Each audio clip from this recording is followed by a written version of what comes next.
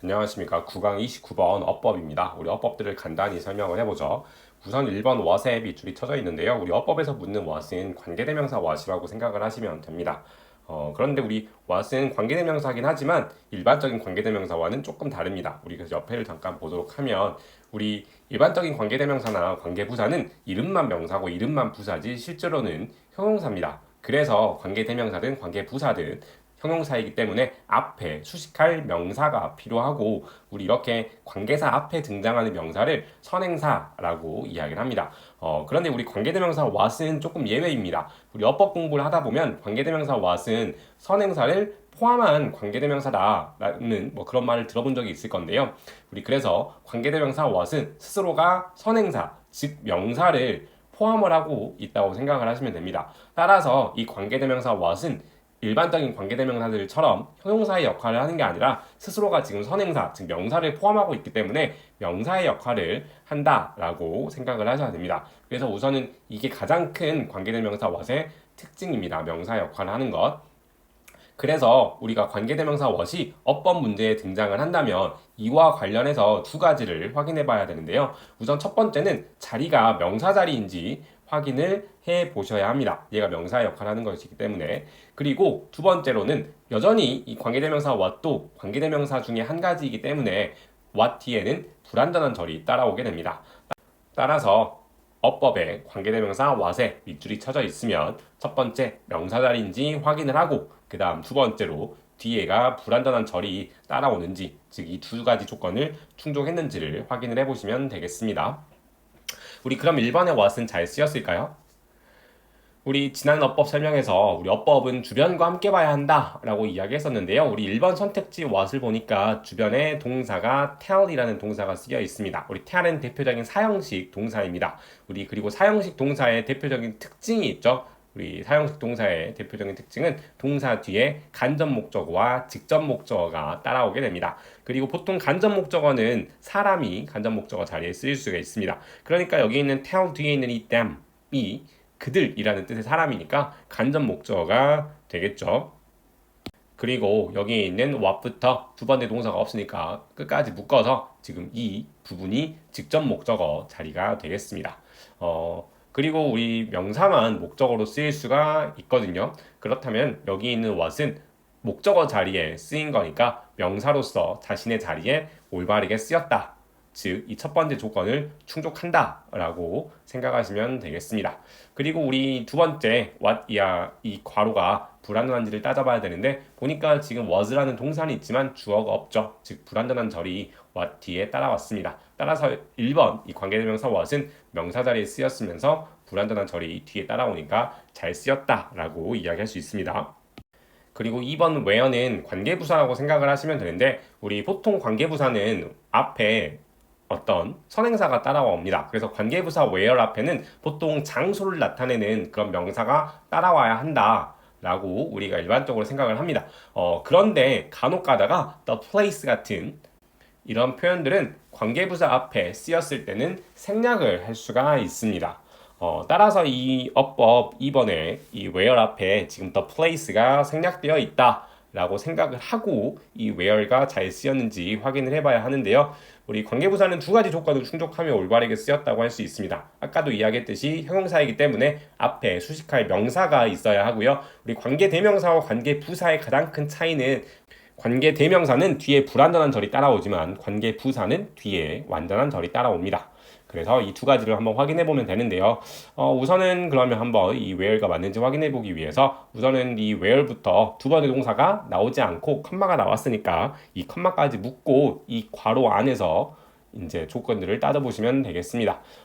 근데 우선은 지금 첫 번째 조건 앞에 명사가 나와야 한다라고 이야기했는데 지금 the place라는 명사가 생략되어 있는 거니까 지금 첫 번째 조건은 충족했다라고 보시면 되겠고요. 그 다음 이 괄호 안이 완전한지 확인을 해봐야 되는데 우리 완전한지를 따져보려면 먼저 이 괄호 안에서 동사를 찾아보시면 됩니다. 보니까 지금 동사가 여기 been이라는 비동사가 쓰여 있죠. 그런데 우리 비동사는 있다라고 해석될 때가 있고 이다라고 해석될 때가 있는데 만약 비동사가 있다라고 해석이 되면 그런 경우에는 일형식 동사로 쓰였다라고 생각을 하시면 되고 이다라고 해석이 되면 이형식 동사로 쓰였다고 생각하시면 됩니다.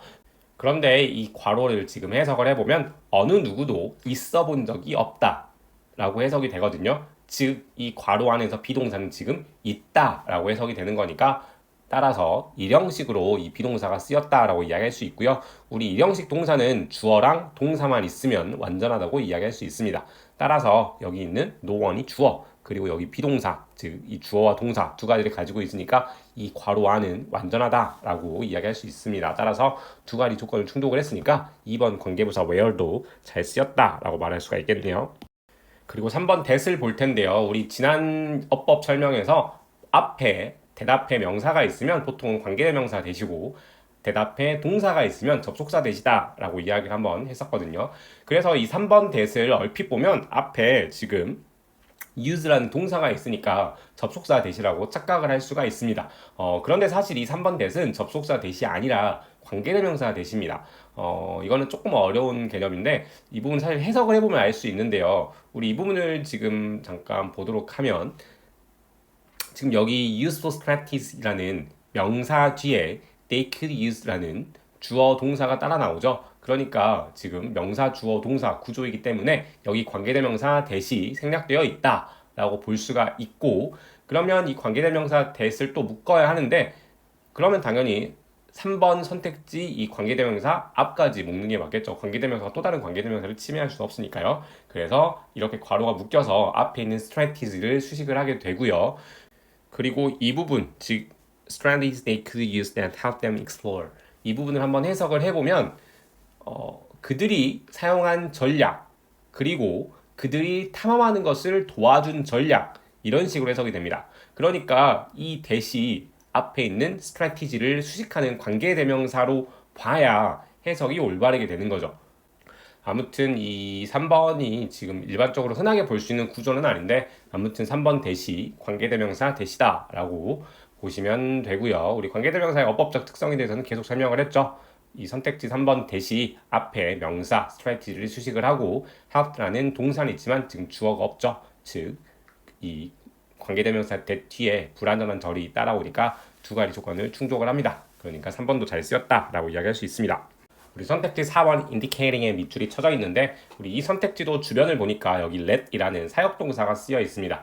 우리 사역동사는 옆에 쓰여 있는 것처럼 시키다, 만들다, 하게 하다 뭐 이런 의미를 가지는 동사들을 사역동사라고 이야기하는데 대표적으로 let과 have, make 이 세 가지가 대표적인 사역동사이고, 우리 사역동사의 가장 기본적인 특성이 사역동사는 목적어 뒤에 동사 원형이 따라오게 됩니다. 즉 여기 있는 이 indicating이 지금 동사 원형이 쓰여야 하는데 ing가 쓰여 있는 거죠. 따라서 정답은 4번이다 라고 보시면 되겠습니다. 마지막 5번은 투부정사인데요. 우리 투부정사는 너무나도 용법이 다양합니다. 따라서 어법 문제에 만약 투부정사가 밑줄이 그어져 있다 라고 하면 사실 그 투부정사는 거의 99%는 올바르게 쓰였을 것이라고 생각하는 게 마음이 편합니다. 아무튼 그냥 그렇게 생각하고 넘어가는 게 더 낫긴 한데 아무튼 이 5번 투부정사는 조금 이따가 해석을 하면서 설명을 하도록 할게요. 내용은 단순하니까 빠르게 보겠습니다. 우리 그리고 지문 전체적으로 투부정사가 명사를 수식하는 형용사적 용법으로 많이 쓰여 있습니다. 우리 이거를 하나하나 짚진 않고 그냥 명사 뒤에 투부정사가 따라오면 이 투부정사가 앞에 명사를 수식할 수도 있다. 이 정도만 알아두고 지문을 보는 게 좋을 것 같습니다. Centuries ago, when explorers traveled through new frontiers. 수세기 전에 탐험가들이 새로운 영역을 여행했을 때 they didn't have trails to follow. 그들은 따라갈 길이나 or maps to tell them what was on the other side of its mountain. 산의 나머지 편에, 즉 산의 반대편에 무엇이 있는지 그들에게 알려줄 지도를 가지고 있지 않았습니다. Instead, they had to create their own trail and draw their own maps. 대신에 그들은 자신만의 길을 만들고 자신만의 지도를 그려야 했습니다. 그러니까 과거의 탐험가들이 어떤 미지의 새로운 그런 영역을 여행을 할 때 당연히 그곳에 처음 가본 사람이니까 어떻게 이곳을 탐험해야 될지 도움받을 만한 어떤 지도 같은 게 전혀 없는 게 당연했겠죠. 따라서 자신만의 어떤 능력으로 직접 새로운 영역을 개척을 해야만 했었습니다. 다음 문장에 New Mental Frontiers, 새로운 정신적 영역이라는 표현이 나오는데요. 우리 지문의 마지막 부분쯤을 읽어보면 이 표현이 어떤 정신적인 고통 이런 것보다는 좀 곰곰이 고민해봐야 풀 수 있는 문제, 어떤 창의성이 필요한 문제, 좀 이런 걸 의미한다는 것을 알 수가 있습니다. 우리 그런 맥락으로 다음 문장을 읽어보도록 합시다.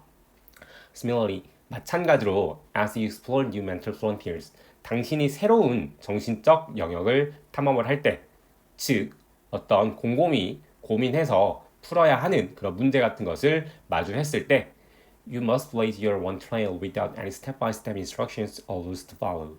따라야 할 단계별 지침이나 규칙 없이 자신만의 길을 개척해야만 합니다. After all, 결국 you are going to the place. 당신은 그 장소에 가고 있습니다. Where perhaps no one has ever been. 아마도 어느 누구도 가본 적이 없는 그 장소로 당신은 가고 있습니다. So 그렇다면 how can anyone supply you with instruction to get there? 어떻게 누군가가 당신에게 그곳에 도달할 방법을 제공할 수 있겠습니까? 그러니까 우리 아까 어떤 새로운 영역을 탐험하는 그 탐험가들이 결국 자신만의 힘으로 어떤 새로운 영역을 개척해야 했던 것처럼 마찬가지로 지금 당신이 어떠한 새로운 문제를 해결해야 할 때도 누군가의 그런 도움을 받을 수가 없기 때문에 결국에는 자신만의 어떤 해결 방법을 찾고 길을 개척해 가야 한다라고 지금 이야기를 하고 있습니다. 아까 보았던 문장입니다. 구조가 특이하니까 잘 파악을 해봅시다. But geographic explorers learned. 그러나 지리 탐험가들은 배웠습니다. Useful strategies they could use that help them explore. 그들이 사용할 수 있고 그들이 탐험하는데 도움을 주는 유용한 전략들을 지리 탐험가들은 배웠습니다. They climb high mountains to see the surrounding terrain. 그들은 주변 지형을 보기 위해 높은 산에 올라갔고 and they let the flow of water in the forms of rivers indicate routes. 그들은 강의 형태로 된 물의 흐름이 경로를 알려주도록 했습니다. That didn't involve unnecessary climbing. 불필요한 등반이 포함되지 않은 경로를 물의 흐름이 알려주도록 했습니다. 우리 마지막 좀 이 문장이 좀 무슨 말인지 헷갈릴 수 있는데 이해하기 위해서 옆에 사진 한번 보도록 합시다. 예를 들어서 여기 A 지점에서 지금 이곳에 B 지점으로 가려고 합니다. 방법은 크게 두 가지가 있겠죠. 주변을 둘러보지 않은 채로 무작정 이렇게 높은 산을 타고 등반을 해서 A에서 B로 이동을 하거나 혹은 이 높은 곳에 조금 오른 다음에 아래를 내려다 보면서 저기에서 지금 두 강이 만나는구나. 그러면 저 두 강이 만나는 곳이 경사가 완만할 테니까 저것을 통해서 돌아가면 되겠구나 라고 생각을 하고 A에서 B로 이동을 할 수가 있겠습니다. 당연히 조금 시간이 걸릴지라도 이 탐험가 입장에서는 지금 불필요한 에너지 낭비를 줄여야 하니까 두 번째 방법이 낫다라고 이야기할 수가 있겠죠. 지금 그 이야기를 이 4번 이 선택지가 있는 문장에서 하고 있는 겁니다. 그래서 다시 한번 보도록 하면 지금 이 탐험가들은 이렇게 주변의 지형을 보기 위해서 높은 산에 올라가서 강을 본 뒤에 그 강을 보고 저곳에 지금 길이 있구나 라는 것을 알게 됐던 것이고 그 길을 통해서 더 편하게 불필요한 그런 등산을 하지 않을 수가 있었다라고 이야기를 합니다. 그러니까 더 정리를 하자면 결국 탐험가들은 나름대로 자신들만의 어떤 효율적인 경로를 찾기 위한 그런 전략을 사용했었다라고 이야기를 하는 거죠. Analogously, 유사하게 there are strategies you can draw upon. 당신이 의지할 수 있는 전략들이 있습니다. To guide you through the creative problem-solving process. 창의적인 문제 해결 과정 속에서 당신을 이끌어 줄 당신이 의지할 수 있는 전략들이 있습니다.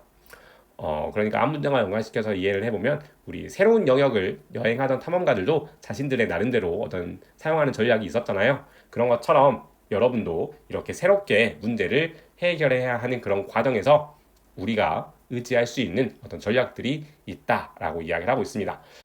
사실 이 지문이 무슨 이야기를 하는지 좀 감이 안 잡힐 수도 있는데요. 다시 한번 정리를 하자면 지금 이 지문은 탐험가와 일반인을 지금 비유하면서 이 탐험가가 어떤 미지의 세계를 탐험할 때 결국 자신만의 어떤 전략을 사용하는 것처럼 우리들도 어떤 자신만의 어떤 어려운 문제 같은 거를 해결할 때 이 탐험가처럼 자신만의 그런 전략을 사용을 해야 한다라고 이야기를 하고 있습니다. 그리고 아까 5번 설명을 못했는데 해석을 해보니까 이 to guide라는 이 to 부정사가 앞에 strategy라는 명사를 수식을 하고 있죠. 그러니까 이 to 부정사가 명사를 수식하는 형용사로서 잘 쓰였다라고 이야기할 수가 있습니다. 모두 수고하셨습니다.